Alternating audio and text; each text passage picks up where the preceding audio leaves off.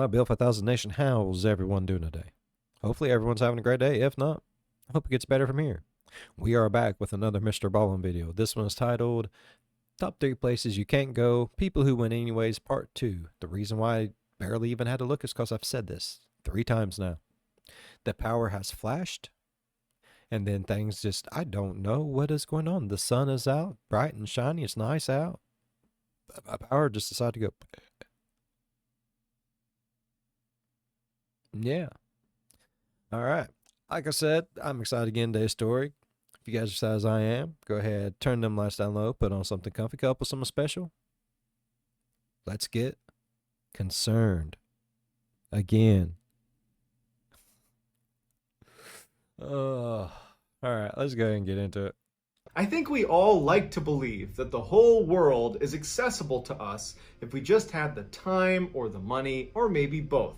But in today's video, I'm going to shatter that illusion and share with you a top 3 list of places you can't go no matter how much money or time you might have. Yep. And for each of these locations, I'll share with you an instance of someone going there anyways and what happened to them. Spoiler, it didn't end well. But before we get into today's top 3 list, if you're a fan of the strange, dark, and mysterious delivered in story format, then you've come to the right place. Because that's all I do, and I upload 3, 4, even 5 times every week. If that's of interest to you, then please give the like button a one-way ticket to North Sentinel Island. Also, please subscribe to this channel and turn on all notifications so you don't miss any of my weekly uploads.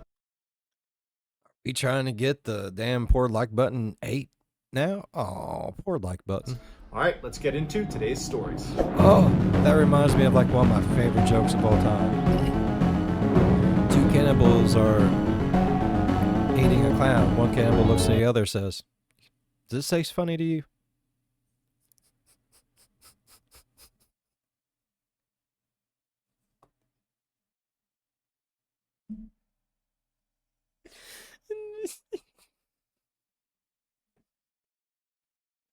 I don't know why that gets me, but it do every time.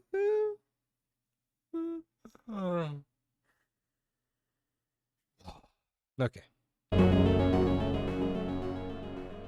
In the early 1990s, a man turns on his camera, flips on his light, and starts filming. As the viewer, all we can tell is that he's in this gray hallway. It's very unclear where he is. It does appear to be something that might be underground because everything seems to be concrete. As he's filming, he begins walking down this narrow corridor where there's nothing on the walls or on the ground or anywhere to give Like I said, power flash. I forgot to turn all my lights back on. Son of a bitch. away where he is. And so for the first 40 seconds of him just walking down this kind of meandering hallway, it's very uneventful. Then at some point, he aims his camera at what looks like an arrow that's been spray painted on the wall. He looks down at the ground and there's another arrow. He starts to follow the arrows and he's filming each one as he comes across them as he goes farther and farther off of the main hallway. And at some point, the arrows bring him to the Yes, I know. I yawned during a MrBallen video, but I have seen this part. This is the 4th time I've seen this part. I have done this video 3 other times. Plus, my allergies are killing me. I haven't been sleeping very good at night, and I am actually just really, really tired. this room, which at first you can't tell what it is, but then as the camera focuses, you see that there is this massive pile of human remains, skeletal remains. The guy Fuck filming that. does not seem alarmed by what he I don't remember exactly what I said the first time.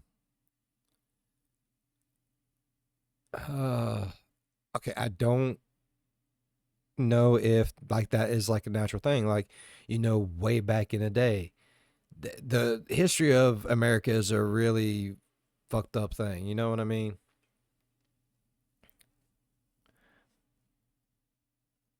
What if it was like a camp where they kept people and then they just killed them? Or what if it was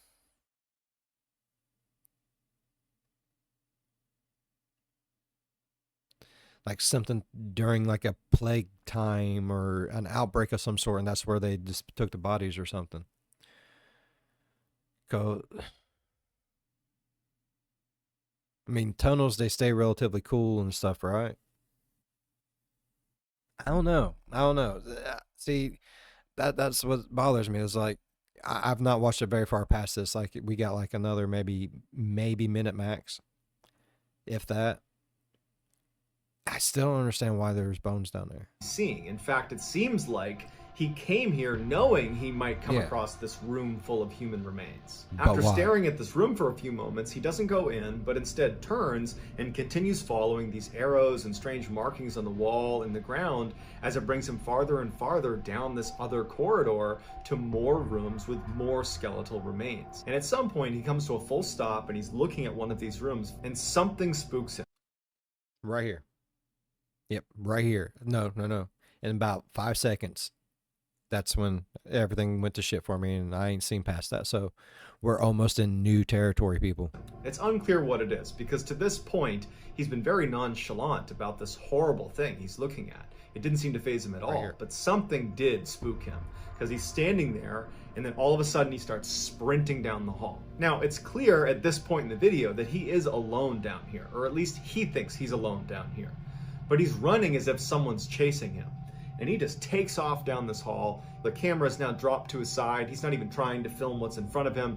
You hear his breathing and it's very panicked. And at some point he kind of trips and drops his camera, and the camera comes to rest in this puddle looking right up against the wall. So you don't have a clear view of where this guy is or what's going on. And What all is you that? hear is his panicked breathing and his rapid footsteps as he continues to run down the hallway and eventually just disappears, and it's totally silent. And at some point the camera runs out of batteries and it turns off. 10 years later, a group of urban explorers would find this man's camera where he had dropped it 10 years earlier, in one of the scariest places on Earth. Hundreds of feet below the streets of Paris, France, lies Oh. one of the world's This is Paris? I didn't know this was Paris. I thought this was going to be in America. Oh, doesn't Paris have like the whole necropolis underneath? So yeah, that ain't nothing unusual, bruh. largest mass graves. It's Yeah. known as the Paris catacombs, and it's about catacombs. 200 miles of intricate passageways Wasn't there a movie done with the Paris catacombs? A scary movie? that loop all over the city of Paris, where over 6 million people have been buried. The reason all these people were buried down there is because by the 17th century in Paris, the cemeteries in the city were overflowing. And so the decision was made to move their bodies down underneath the streets of Paris into these tunnels that were built in the 13th century for mining, but had not been used in hundreds of years. And so they began packing in all these people to the tune of 6 million bodies before they ultimately stopped doing that. Starting in the late 1800s, the catacombs became sort of a popular tourist destination, but only a tiny section of the catacombs was made open to the public, meaning there are literally hundreds of miles of passageways in the catacombs that are totally sealed off to the public. No one goes in there, even though many people believe in these forbidden sections of the catacombs, there are entrances to additional levels of the catacombs, that there could be as much as 400 miles of passageways in the catacombs just waiting Son to be of a explored, bitch.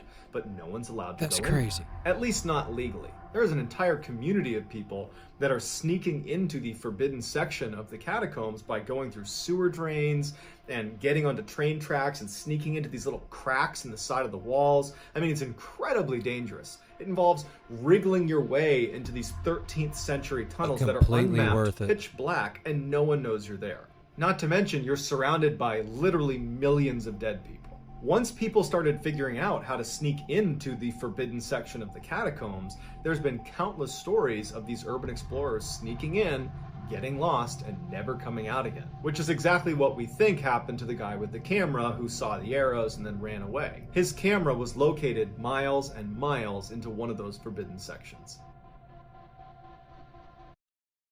Well, it doesn't mean maybe he came across somebody else who was down there doing the same thing that he was doing, and maybe he was murdered. Maybe he's like, illegal and shit. And dude's like, no, I can't have you catch me down here. This is like the 100th time I've been down here. If they say I come down here again, I'm fucked. And went after him. I just don't understand what that one. Take it back. Tell me if you know what it is. Because like when that camera goes down, it looks like something kind of rushes across it. You know what I mean?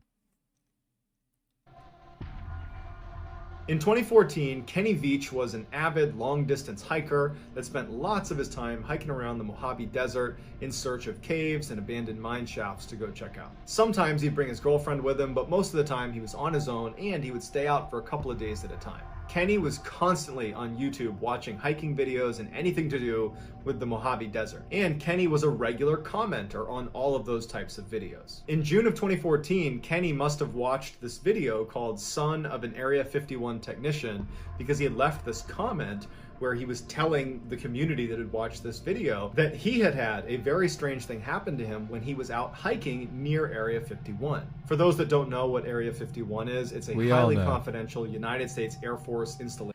I don't think there's too many people in the world that don't know what Area 51 is. You know what I mean? Excuse me. Like, bro, I knew what Area 51 was before I even knew what Area 51 was. You know, I was that young. That's crazy. That is frequently looped into alien conspiracy theories. Kenny goes on to describe the conspiracy theorists, let's just say alien truth tellers that no one wants to listen to, bro. ET's out there. Strange event, and he said he found this cave entrance on the side of this mountain that was shaped like an uppercase M. As Kenny walks up to enter this M-shaped cave, he said his body started to vibrate and it stopped him in his tracks. And he said he didn't know what it was, but as he walked closer and closer, his body just continued to vibrate to the point where he said he just had to turn around and leave, that he knew something was wrong with this cave and he could not go inside. And so he said he turned around and he left. His comment got a lot of traction on this video, and a lot of people jumped on and were like, well, I don't really believe you, one, but if that is true, you got to go back. You got to go back there and explore it. You got to document this. Whatever this is, we want to know what it is. They were basically egging him on to go back and check it out. Kenny responded to his critics and said, I'm telling you the truth. I know what I saw. This cave was different. I go out in the desert all the time looking for caves, and I go in them. That's what I do. This one was different, and that's why I didn't go in it. But people just kept egging him on to go back and check it out and to film it, show documentation of this thing. And so finally he agrees. A couple of months later, Kenny goes back out to the Mojave Desert with his camera and he films himself looking for the M cave, but he can't find it. So the video's kind of a bust. He still uploads it to YouTube and he tells everyone that he's gonna go back out again. He knows where it is. He's fairly confident that he can get to it again, but he just needs to go out a third time to go look for it. Over the course of the next month, in the comment section of that video, people are encouraging Kenny and saying, go out there, go find it, we're so excited. One commenter was not so encouraging. Their name was Lemmy Killmeister, and they wrote on his video, do not go to M Cave. If you go in, you won't be able to get out again. Kenny wrote back, what do you mean? And Lemmy Killmeister didn't respond and subsequently vanished from YouTube. Kenny brushes this off, and on November 10th, 2014, he heads back out once again to try to find M Cave. On November 14th, when he had not returned and his girlfriend had not heard from him and couldn't get in touch with him, she called the police. The police launched this massive search for Kenny. They knew roughly where he was going to be because he had documented it so aggressively on his YouTube channel, and so they search in that area, and after about a week they find his cell phone, and it was laying outside of an abandoned mine shaft. Now immediately searchers think, well, he must have fallen into this mine shaft that was almost a vertical mine shaft. He must have fallen in there to his death. So they get a camera and they feed it down into this mine shaft, and there's no one in there. And very clearly, no one had been down this mine shaft in a very long time. Certainly not Kenny. There were no tracks around where his phone was located, so no animal tracks or people tracks. And the phone didn't have blood on it or scratches on it. It was just sitting there with no new information. Beyond the cell phone, they had nothing else to go on, and eventually the search was terminated. Kenny never turned up. He was just gone after that. While it's pretty easy for people to chalk up this whole M Cave thing as total nonsense and that they believe all that happened is Kenny went out into the wilderness of the Mojave Desert and ultimately got lost and died, and that's fair, I do want to offer up one thing about his description of being near the cave that first time he saw it. He described his body vibrating to the point where he couldn't go any further and he had to turn around and leave. The United States military uses these things called access denial systems around their highly classified installations. Anywhere where you cannot risk someone getting in, like a fence isn't good enough, they use these machines that fire beams at people that get too close. They're non-lethal, but it's like being thrust inside of a microwave. You feel hot and really uncomfortable and you turn around and you get the heck out of there. The fact that Kenny was right near Area 51, a highly confidential area, regardless of alien conspiracies, it's a known highly confidential base. And he's discovering this strange cave entrance that doesn't look like other cave entrances, and he's walking up to it describing basically what it feels like to be hit with an access denial system. It makes you wonder, did he discover some secret entrance to some secret base? Or is this a bunch of crap and he just got lost in the desert and died? We don't know. But what we do know is that his search for M Cave probably ended his life. And that's why you should never go looking for M Cave. I want to go looking for M Cave. As the sun began to set on August 18th, 2010, Ben McDaniel, who was 30 years old, walked to the end of the pier, put on all of his... I mean, if they did kill him, why not leave his body out there so his family could bury him? You know what I mean? I mean, it's the government. They can make it look like whatever. And even if they can't, they can be like, look, we're telling you, that was a snake bite. Half of his body's missing. It was a big snake. Write it down. You know what I mean? I don't know. I just think there's a little bit more behind it than that. And like, can they not find the one person that left the comment? Is that a new way possible? Diving equipment and jumped in the water. He slowly descended 115 feet and came to a stop right in front of a very famous underwater sign. The sign very clearly tells anybody who sees it, do not go any farther unless you are absolutely certain this is the right thing for you to be doing. If you go farther, you're probably going to die like the 300 other people that have died doing this particular activity. He swam right past that sign and went 300 feet to the very famous underwater locked gate. Now, the only people that have keys to this are extremely experienced divers, and even they don't typically go into this area because it's so dangerous. Ben was not one of the very experienced divers that was given a key, but he still desperately wanted to get to the other side of the gate. So he's sitting there yanking on the gate, and he's getting himself kind of pushed inside halfway through the gate, and he can't quite get it open. And another diver saw him doing this and was actually concerned that Ben was going to get trapped on the gate itself and would just drown on the gate. And so this diver comes over and uses his key, and maybe against his better judgment opened it, thinking that that was better than him getting stuck on the gate. Ben turns to look at him, gives him a nod, thank you, and he, on his own, swims into one of, if not the single most dangerous underwater caves in the whole world. It's called Vortex Spring Cave. From the locked gate, this cave extends another 1,600 feet and goes down to a depth of 310 feet.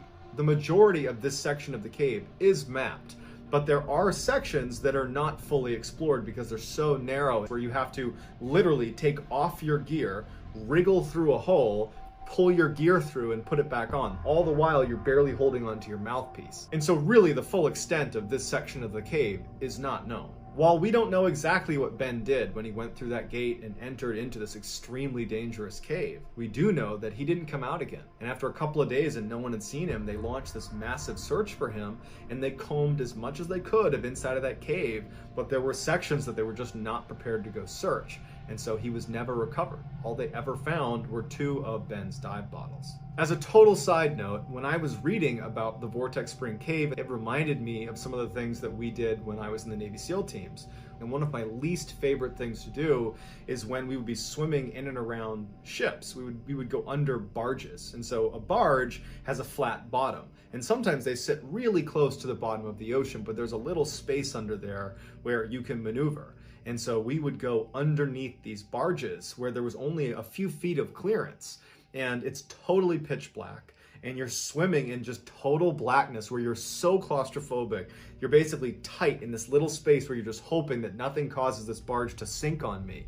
And by the time you get out the other side, it's like this huge sense of relief. And so that's why this is #1 on my list, because for me, the idea of being trapped in a little tiny alcove inside of an underwater cave where you can't get out, you're running out of air, it's pitch black. I mean, that is just the absolute worst way to go. That's going to do it, guys. Let me know in the comments which of these 3 places you might actually want to go check out and why. I'll respond to all the early commenters, and I will pin the best overall comment at the top of the comment section. If you enjoyed today's video and you haven't done this already, please purchase the like button, a one-way plane ticket. All right. I would really like to know more about that M cave shit, man. That's got me. It's got me intrigued.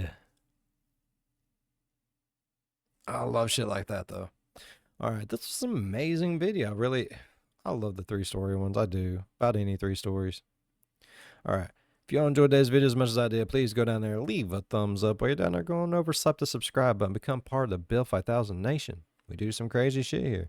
And if you want to know when that crazy shit happens, ding that bell. It might work for you, it might not. But if it do, oh boy, let me tell you, if it do, jump on in on one of my premieres, go over in the live chat and be like, hey Bill, you know, I never knew I wanted dinged until you dinged me. And I'm going to be like, hell yeah, bud. Leave a like and dip. That's all you got to do. As always, be good to one another. I'll see you in the next one. Bye-bye.